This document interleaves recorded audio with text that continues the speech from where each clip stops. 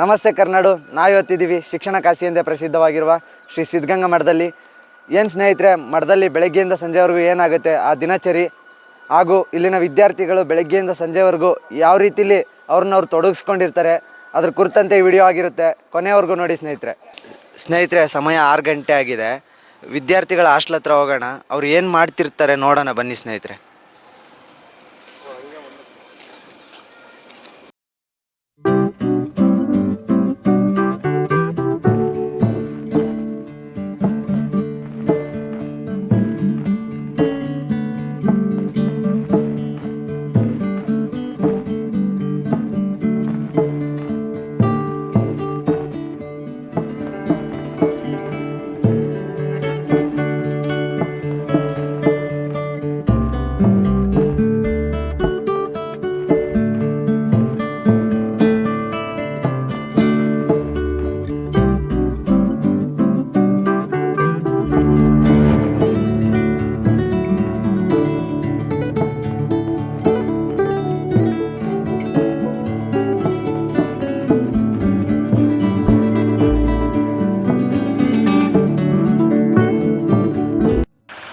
ಸ್ನೇಹಿತರೆ, ನೀವೇನು ನೋಡ್ತಿದ್ದೀರಲ್ಲ, ಈ ಹಾಲಿನ ಗಾಡಿ ಮೂಲಕ ಎಲ್ಲ ಹಾಸ್ಟೆಲ್ ಮಕ್ಕಳಿಗೆ ಹಾಲು ಕೊಡ್ತಾರೆ. ಮುಂದೆ ನೋಡೋಣ ಬನ್ನಿ ಸ್ನೇಹಿತರೆ.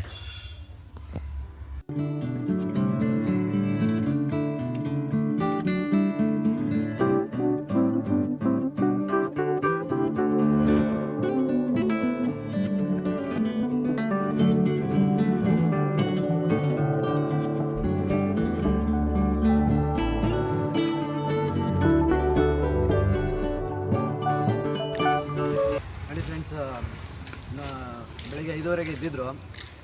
5:30ಗೆ ಎದ್ದು ತಮ್ಮ ಆವರಣನೆಲ್ಲ ಕಸ ಗುಡಿಸ್ಕೊಂಡು ಅದಾದ ನಂತರ ಹಾಲು ಕೊಟ್ಟರು. ಹಾಲು ಮತ್ತು ರಸ್ ತಿಂದರು. ನಮಗೆ ಸಹ ರಸ್ ಕೊಟ್ಟಿದ್ದಾರೆ, ನಾವು ತಿಂತಾಯಿದ್ದೀವಿ. ಫ್ರೆಂಡ್ಸ್, ನೀವೇನು ನೋಡ್ತಿದ್ದೀರಾ, ಬೆಳಗ್ಗೆ ವಿದ್ಯಾರ್ಥಿಗಳೆಲ್ಲ 5:30ಗೆ ಎದ್ದರು.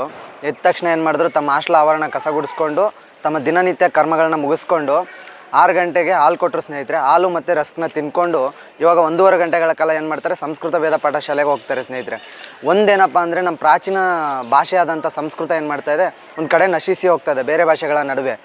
ಅದರಲ್ಲಿ ಈ ಸಿದ್ಧಗಂಗಾ ಮಠದಲ್ಲಿ ಏನಾಗ್ತಾ ಇದೆಯಪ್ಪ ಅಂತಂದರೆ, ಸಂಸ್ಕೃತ ಮತ್ತು ವೇದನ 1.5 ಗಂಟೆಗಳ ಕಾಲ ಸುಮಾರು ಒಂದು 8,000 ವಿದ್ಯಾರ್ಥಿಗಳಿಗೆ ಇಲ್ಲಿ ಬೋಧನೆ ಮಾಡ್ತಾರೆ ಸ್ನೇಹಿತರೆ. ಆ ಉದ್ದೇಶದಿಂದ ಇನ್ನೊಂದು ಏನಪ್ಪ ಅಂದರೆ, ಇಲ್ಲಿ ಸಂಸ್ಕೃತ ಎಲ್ಲ ವಿದ್ಯಾರ್ಥಿಗಳು ಕಲಿಯೋ ಉದ್ದೇಶದಿಂದ ಏನಾಗುತ್ತೆ ಅಂದರೆ, ಸಂಸ್ಕೃತ ಬೆಳವಣಿಗೆಗೆ ದಾರಿ ಆಗುತ್ತೆ ಸ್ನೇಹಿತರೆ. ಆಮೇಲೆ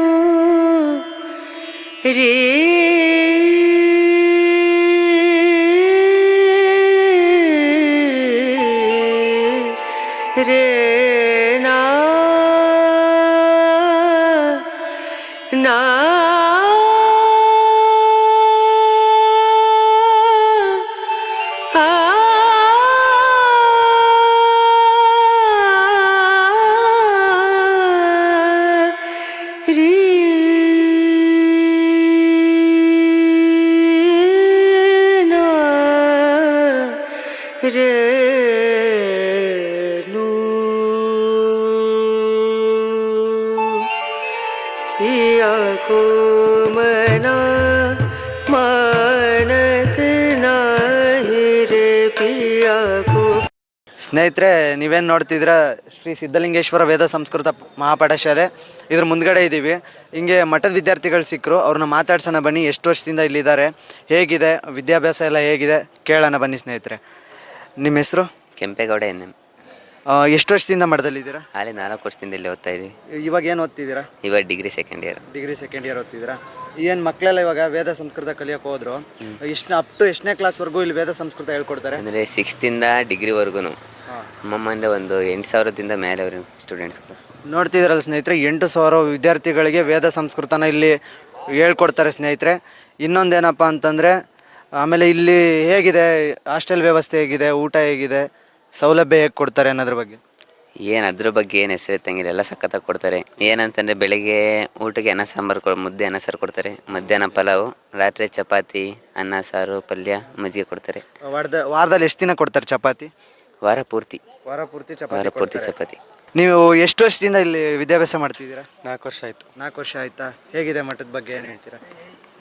ಮಠ ಚೆನ್ನಾಗಿದೆ, ಒಳ್ಳೆ ವಿದ್ಯೆ ಕೊಡ್ತಾರೆ, ಊಟ ಕೊಡ್ತಾರೆ, ವ್ಯವಸ್ಥೆ ಚೆನ್ನಾಗಿದೆ. ಬಂದು ಸೇರೋದಾದ್ರೆ ಸೇರಿ, ನಿಮ್ಮ ಮಕ್ಕಳಿಗೆ ಒಳ್ಳೆ ಭವಿಷ್ಯತ್ತಿದೆ ಇಲ್ಲಿ.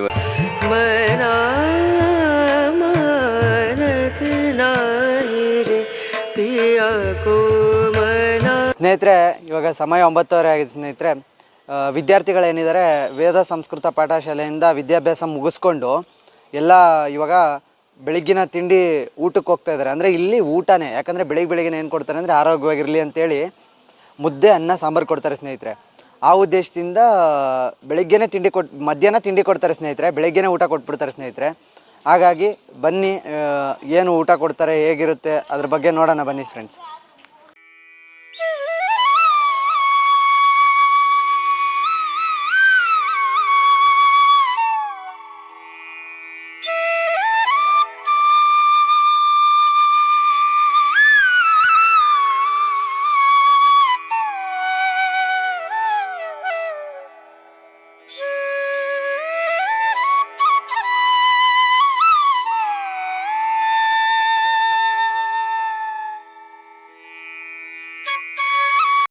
ಸ್ನೇಹಿತರೆ, ನೀವೇನು ನೋಡ್ತಿದ್ದೀರಲ್ಲ, ಇದೇ ಊಟ ಡೈನಿಂಗ್ ಹಾಲು.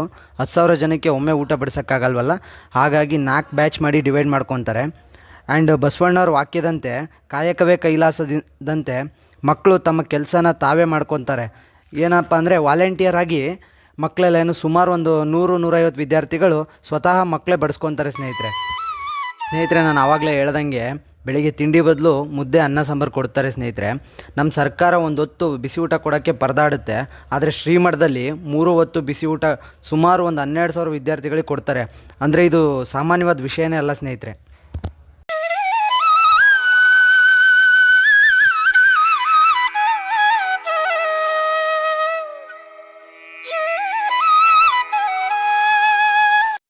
ಶ್ರೀಮಠದ ಮತ್ತೊಂದು ವಿಡಿಯೋ ಜೊತೆ ನಿಮ್ಮ ಮುಂದೆ ಬರ್ತೀನಿ ಫ್ರೆಂಡ್ಸ್. ಈ ವಿಡಿಯೋ ಇಷ್ಟ ಆದರೆ ಲೈಕ್ ಮಾಡಿ, ಶೇರ್ ಮಾಡಿ, ಸಬ್ಸ್ಕ್ರೈಬ್ ಮಾಡಿ. ಓಕೆ ಫ್ರೆಂಡ್ಸ್, ಬಾಯ್.